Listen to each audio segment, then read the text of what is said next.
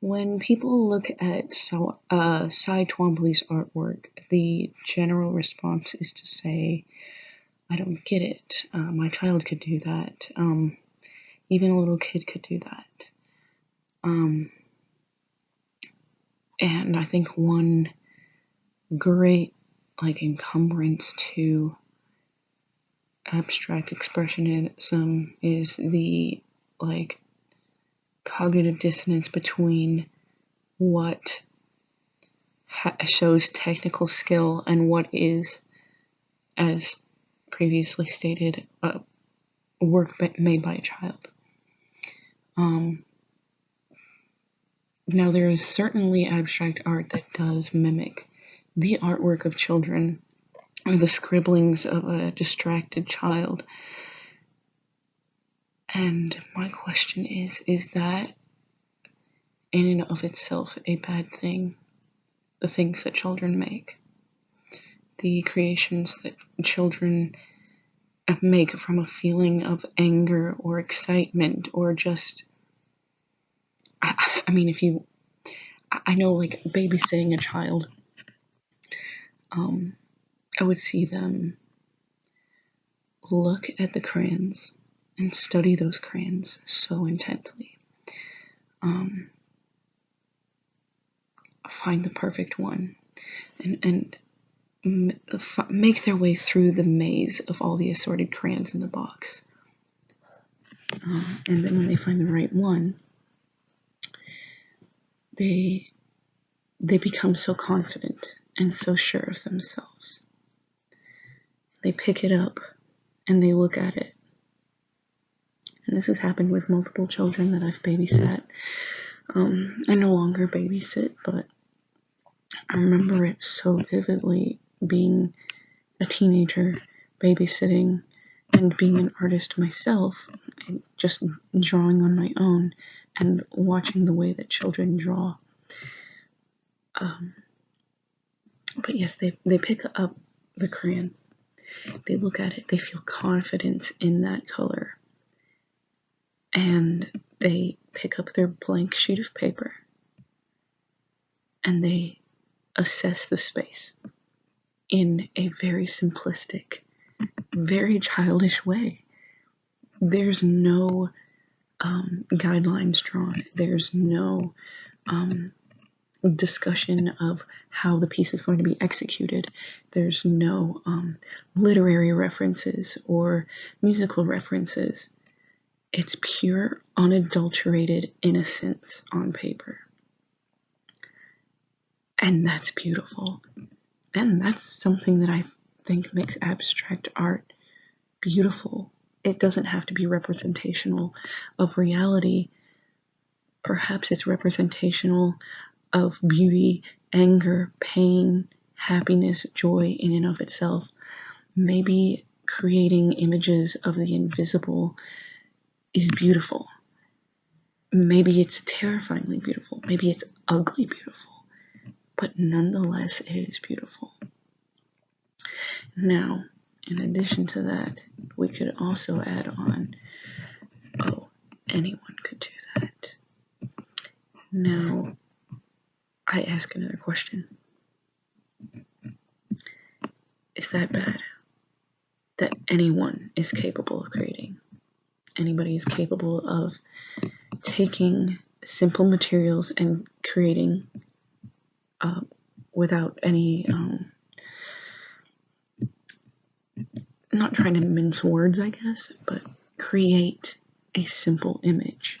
Is simplicity and minimalism in and of itself ethically bad? When we look at an abstract piece, a lot of times people's response is almost an ethical and moral response, this somehow is bad. And the response, we may not word it or voice it or simply say anyone can do that, anybody can make this happen, a child could do this, but the response comes deep from the spirit, deep from the soul, a sense of repulsion and moral apprehension. I think that's very weird, and I think that's another reason why abstract art is good.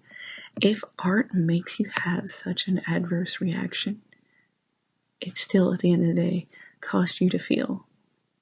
And that's powerful. That's incredibly powerful.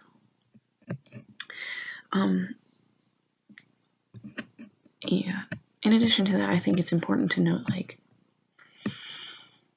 when we look at abstract art, and we say anyone can do that, sometimes anyone can do that.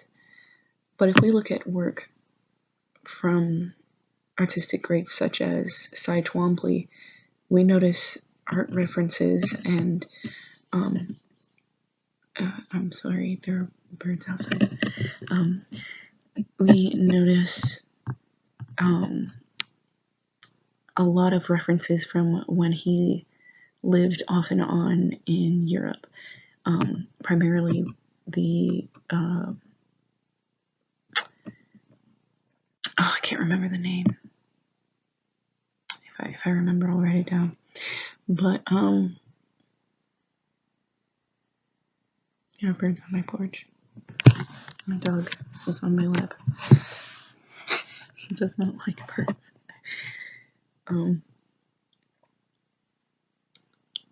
Yeah, where was I? Let's see. Yeah. But if we look at works from considerably artistic greats such as Twombly, I would argue that just anybody could not do that. The amount of paint, the amount of pencil, and even his line is very specific to him, which could also correlate to like autonomous drawing, and antiquated but revolutionary at the time, Freudian psychology. So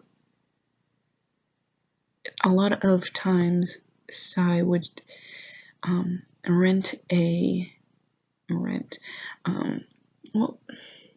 buy, how do you say it, get a hotel room for the weekend. And in that hotel room for the weekend, he would create art and try to completely divorce reality from his mind to the paper, and just whatever became. And I think that's something that just anybody can do. And I think that within the realms of psychology, that still holds a lot of merit. While there were a lot of, throughout the surrealist movement moving into abstract expressionism, the works of Freud were cited by multiple artists, even though much of his work is incredibly antiquated. It showed an interest in the psychology of the day. And I mean, there are going to be things in psychology now that we're going to look back and go, yeah, we got that wrong. But that in and of itself is a piece of history. And that brings me to a point that I'm making in my paper, that art history is history. And an object of art is a piece of history. Whether it is considerably good art or bad art, nonetheless, it is history. I was talking to my husband about this, and he's like, I just don't really understand why some things are in museums and some things aren't. It's like some pieces are good. And I'm like, I actually agree with you with that. But take, for instance, what a museum is. A museum is typically a publicly funded institution for showcasing cultural, historical, or scientific objects of historical, cultural significance and merit. When we go into a museum and we see an artifact is crumbled and it's old, but it was very important to the people of that day, we don't go, well, this is bad. this is bad. This is not a real artifact. This is not good. I don't like this. This is not good. No, we just notice it as an artifact. And I think a lot of times we don't recognize a work of art in a museum as an artifact. There's one artist who I won't name, a very famous painter who was very popular in the 50s, who I just believe was just a very problematic person, and his artwork just showed no technical, and I truly believe that his work is bad. I understand why other people think that his work is good, but I personally do not like his work. And so when we went to this museum, it was, we were in a different state. Can't remember which state we were in. Well, that's besides the point.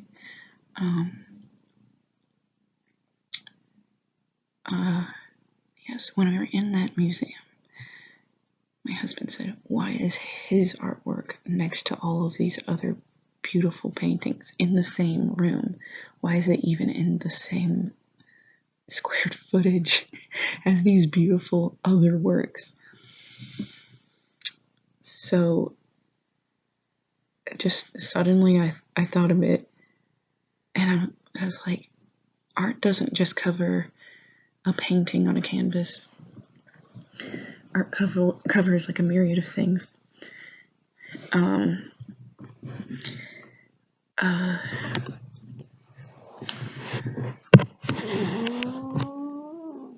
cry. Art covers a myriad of things. My arm was getting tired, so he complains a lot. Oh my goodness. Well, art covers a myriad of things. Art covers dance, it covers film, it covers, my goodness, so many things. Music, it covers.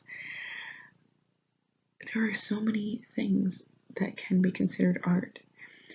And when we limit paintings to be only one type of painting is a painting, then we limit art in and of itself, in a way. So I told him, we watch a lot of movies, and we like talking about movies, and we love discussing the pros and the cons of the movies, the impact of the films, the director's touches here and there in work, the acting, everything. There's so many facets to a film that I can't condense that all into one little sentence there. And I said, The Room.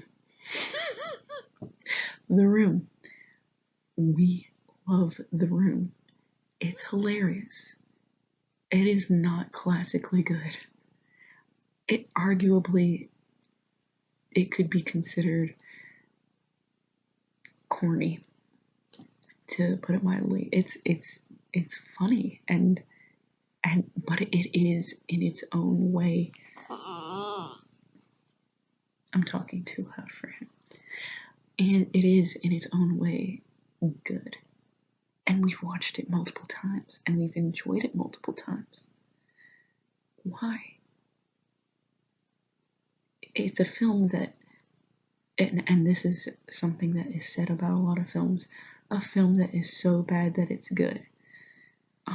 To the point where even films have arguably created bad films on purpose. Take, for instance, Sharknado.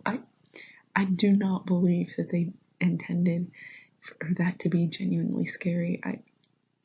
I don't find any reason to believe that they didn't intentionally make it bad for comedic and fun reasons. Not only is it funny, but it's fun and we enjoy it. And we don't simply laugh at it. There are parts of it that we enjoy and we quote it later. And it stands in the culture, in popular culture, in the ways that people quote it and know what you're talking about. And they're like, oh, I love that movie. People won't say, that's a bad movie. That's not a real film.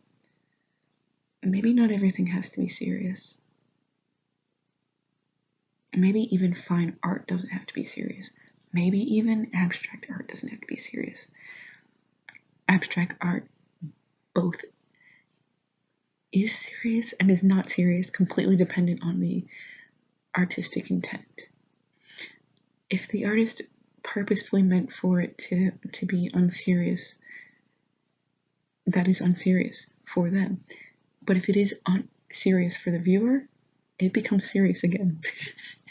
That's just how it is. I don't know how. And the fact that since Twombly showed his work, it has continued and continues to garner such apprehension and applause is incredible. We're still talking about Twombly. We're still looking at his work. Some people look at it and they go, I really like looking at this. I want to keep looking at it. There are so many shapes. I love looking at it. I can't look away. There are some people that get just a genuinely angry response from looking at the work. Or they feel sad and like, oh, this is not true art. And they'll turn up their nose or be snooty about it. And I think that's what makes his work good. That was my personal opinion. But it's interesting how you can make all of these points towards so many other things. Towards film, towards music. We don't continuously rag on jazz and go, all the notes are wrong. People genuinely enjoy or don't enjoy jazz. Some people enjoy math rock. Some people don't. Sometimes, and that's a good example. If you enjoy math rock, you can enjoy like the subtle nuances in shifting time signatures and playfulness in songwriting. If you don't have a background in music, it can be very complicated and it can be very annoying for some people. And the same thing can happen with abstract art. Now, that is not to say that you have to have education to enjoy art. That's complete garbage. But some things, education helps you have a better grasp of what's going on. With a background in music, it's easier to grasp math rock. Sometimes I would argue with a background in music, it's easier to understand jazz. And then there are some people that have never read music, never learned time signatures, that enjoy the pure artistry as it is, with no background, no knowledge of the linguistics of the field. Just enjoy it. And then some people hate it. And yeah. So